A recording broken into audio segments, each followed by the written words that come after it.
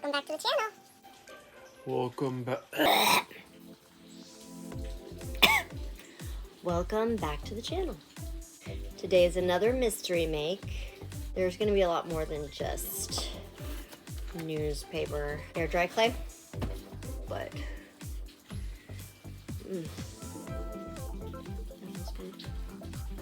let's just get into it. I'm not going to talk about it. Let's just get into it.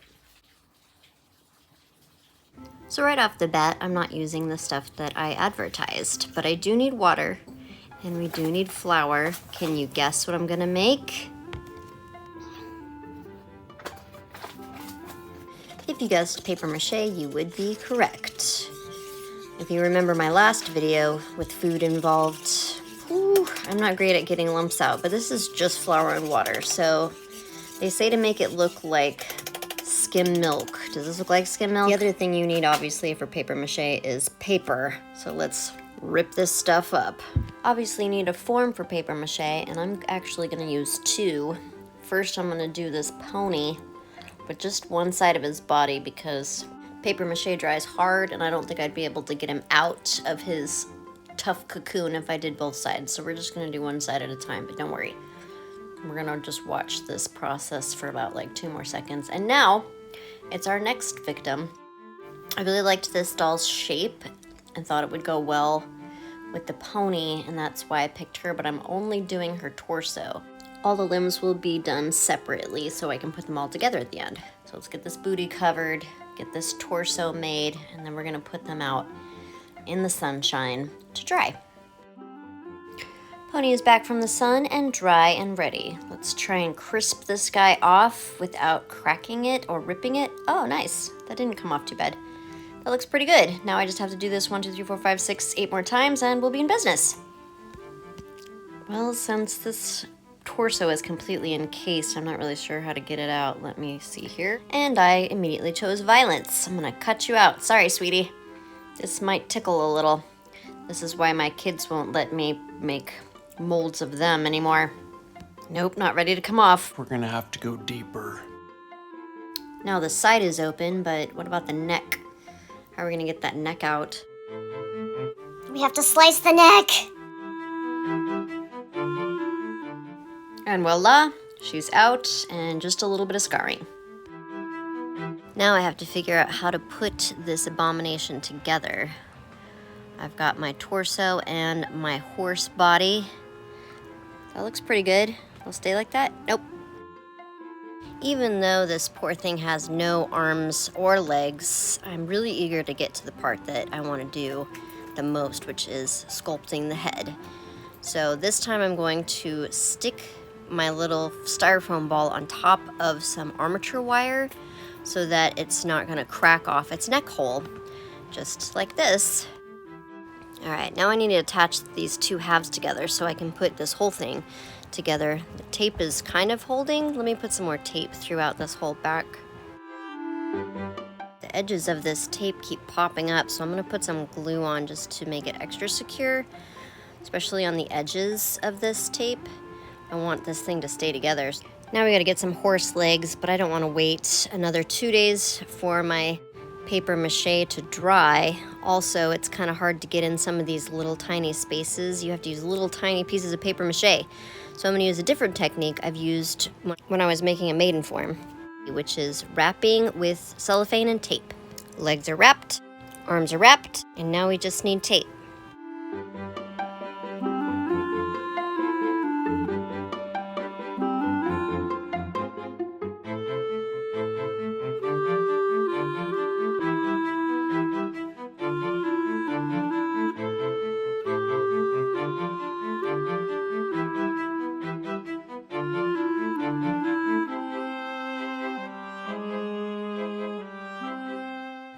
Legs taped, arms taped. Before I attach those arms and legs, I need to stuff this body so that it doesn't get crushed. Gotta give it some insides. As I'm stuffing, I am also taping. Not that this tape stays on very well, but we've got to keep this belly closed if we don't want everything falling out. A little flimsy tape to secure the torso onto the horse base.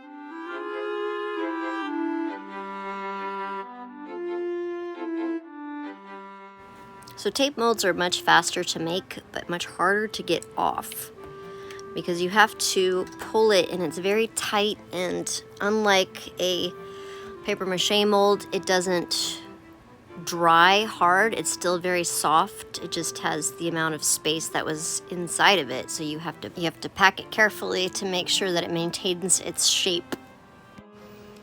All right, that's one leg done. Looks like I was able to fill that shape back up and get it solid with some tape. Let's do the rest of them. Voila! We have a horse body with legs that look like horse legs. Looks pretty good if I don't say so for my... It looks pretty good. All right, this whole thing is held together with tape. So in order to keep it from coming apart with the little pieces of tape coming off, I'm going to paint it with some Mod Podge. Try and seal it, keep it from coming undone.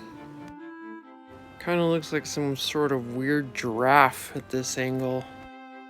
Moving right along, we're gonna give the human part of this body some arms. There's one strong looking arm. I kind of wanted it thinner, but the tape is just kind of bulking everything up. Now with two arms, we finally get to focus on this head. I took some thick sculpting wire and shoved it into the styrofoam head, then wrapped the neck with newspaper and tape. It's a little bit long, but there's gonna be some air dry clay on this, so I'm not that worried about it. It's looking pretty good at this stage. I could just stop right here and be happy. Even though sculpting the face and the head is what I'm most excited about, it was kind of daunting, so I thought I would tackle the hands first. This time I'm going to make a base, kind of like a skeleton, out of hot glue and little tiny pieces of wire for the fingers. Aluminum foil is easy to get stuff off of, not like wax, but it's hard to see. This is what they look like off of the aluminum foil. My little skeleton hands. Back to this beautiful Baudet. It's a little bit busy, so I thought I might gesso it. I was debating whether or not to cover this whole thing in air dry clay to make it smooth, especially now that I'm putting this gesso on and you can see how bumpy this texture actually is. While that dries, let's make some hands. Let's put some flesh on these skeletons. Got my air dry clay. Oh, don't forget the water with the glue in it. We read that that keeps it from being crumbly. One little fingy. Nope, we'll make that the hand and the palm. Let's get some fingers started. Oh, this is so tiny, and the little metal keeps falling out. That doesn't bode well. That's what the hot glue is for, to keep it in there. Literally hours later, I have a couple of mitts that could pass for hands. I tried to do individual fingers and that was a nightmare. So this actually works out a little bit better. We just got our thumb and our pinky defined. Here comes the boss. Look busy. Did you get those TP reports filed?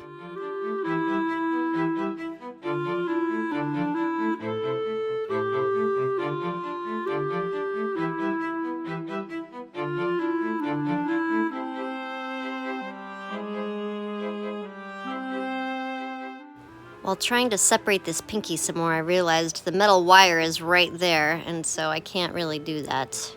Let's just put some fat in this palm to make it look like the inside of the base of the thumb. Hands sculpted and hands dry. They came out all right. I think I could have done a little better.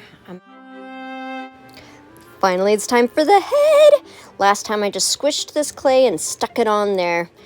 But this time I have a trick that I learned from Miss Cat Melon. Thank you so much for introducing me to this idea of using our pasta maker, which has never even gotten out of the box. I had to unwrap it to make my air dry clay very soft and thin. The thinness of this clay made it stick to itself a lot better. It was very easy to move it around and sculpt with it like this. After getting a basic shape together, it is time to add the features. The first thing I'm going to start with is the jawline. Got to make this nice and smooth. Smooth up that back area. I really wanted to make a real cut jaw here like this. So we also need some eye sockets. This is going to be the concave part the whole eye is in. So we're going to smooth this and start cutting out a nose. A little cute button nose. I had started it out so big, no wonder I had to make it smaller and smaller. Now we got some gigantic lips, and this is where it starts looking really creepy because we have to do everything slowly and meticulously, so it's gonna look like a specter at first, but now we got something that looks like a face, and you can barely see it, but I made some teeth in there with a little gap. I love the gap teeth. Now it's time for eyes. I think this type of sculpting is called additive, where you put things on instead of carving things out. Let me know in the comments if that's not right.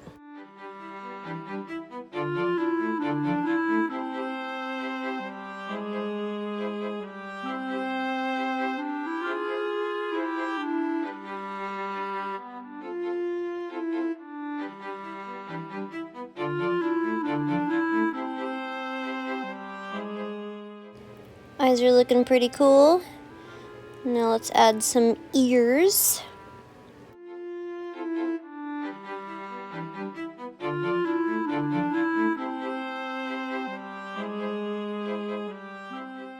Thank goodness for dollar store carving tools, clay sculpting tools. Now if only we could get dollar store to carry some clay. Some epoxy would be good. I need some real clay.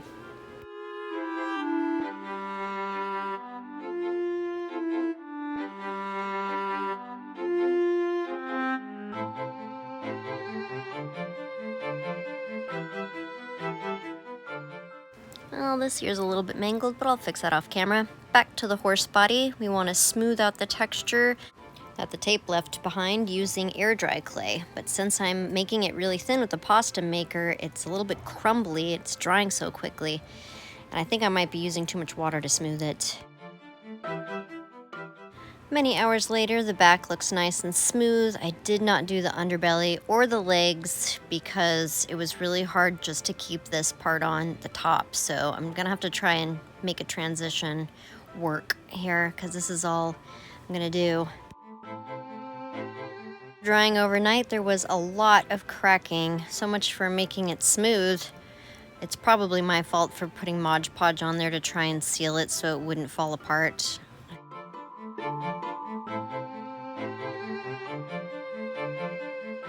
So I'm gonna use some acrylic paint to try and fill in these cracks. How many layers is this now? I've lost count. I want to paint these separately before I attach the hands and head because they're more fragile than the body. So let me get some of these cracks filled and then we can paint the head. Let's throw some quick acrylic on this head so that the Poscas and the soft pastels will be able to stick because I did varnish this head to try and keep it from cracking, which also did not work. Now that that's been applied, let's try some shading. This is my first time. I'm gonna put a little by the eyes. It's kind of dark and it's meeting up in the middle. Shh, just let it happen. I think I prefer the pink blushing part to the shading part. Maybe I just made these eyes too close together. I thought I made them pretty far apart. She's just kind of looking dirty right now. I added pink lips, white eyelashes, blue irises, some pink to the waterline. Then I noticed like a little pimple right here and tried to scrape it off. Oh dear. Oh dear.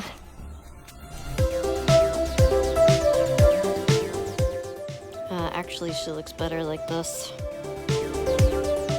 Okay, well I'm gonna finish skinning this head and then we'll do a fresh face up. Oh my god. Blushing take 2. It's actually sticking to this non-sealed air dry clay a lot better. Let's go a little bit lighter with the blushing this time.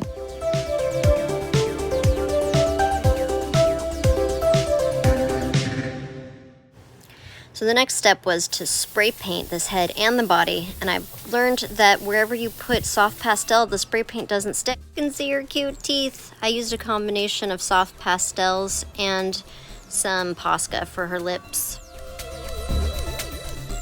Now we get to blush the cheeks and the nose and the ears and the chin and the corners of the eyes. It turns out that pastels work much better with a spray paint base. This looks so great. I'm so glad that the original skin peeled off.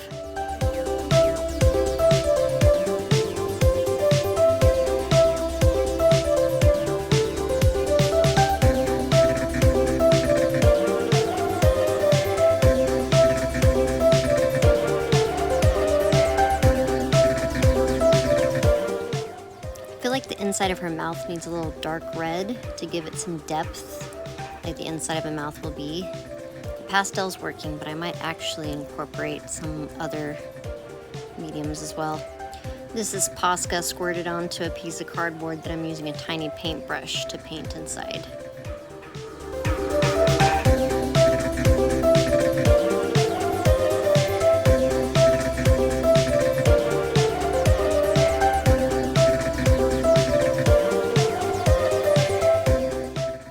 Add a little texture here with some striation on these bottom lips.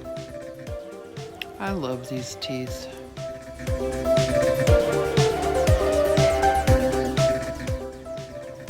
Add some super pale blue irises.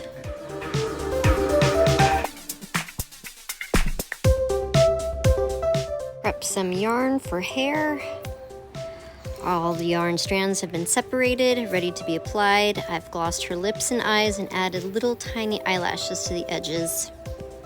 Whoops, completely forgot to add eye shine. Hopefully I can still do that on top of this gloss. Looks okay. Time to decorate the body. I'm gonna try and cover up some of these cracks with some black felt. I also got tired of dealing with air dry clay, so for the hooves I didn't use air dry clay and just put some aluminum foil on there.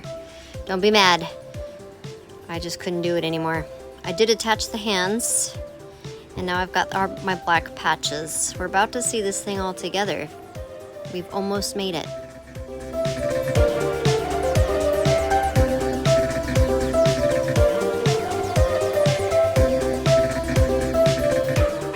Some little black paint splotches and splooches to blend in this felt, and then we're going to join the head to the body. I did put a little black on the head to blend it with the body a little bit better. So let's fill this neck hole with glue gun glue, hot glue gun glue.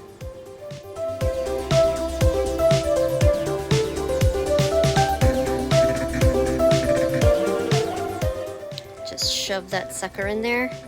Oh, she's so pretty. She's really rocking this bald look. But I went to all the trouble of making this hair, so let's put it on.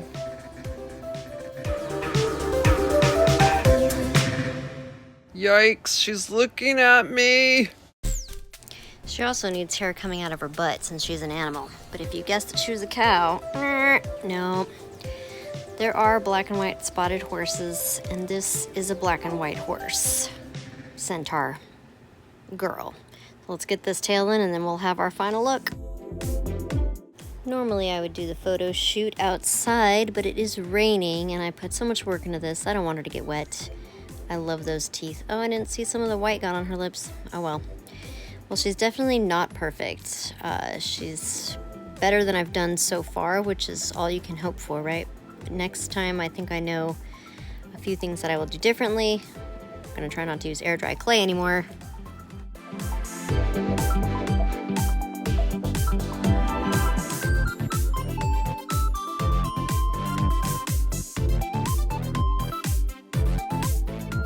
Thought it would be a good idea to put her on the spin table so we could get a 360 of her whole body. Then this happened. She's okay. She's okay. She didn't shatter. Thank you guys so much for going through this journey with me. I promise the next one will be even better. Feel free to subscribe if you liked what you saw here and you'd like to see some more. I will see you guys next Wednesday. Bye-bye.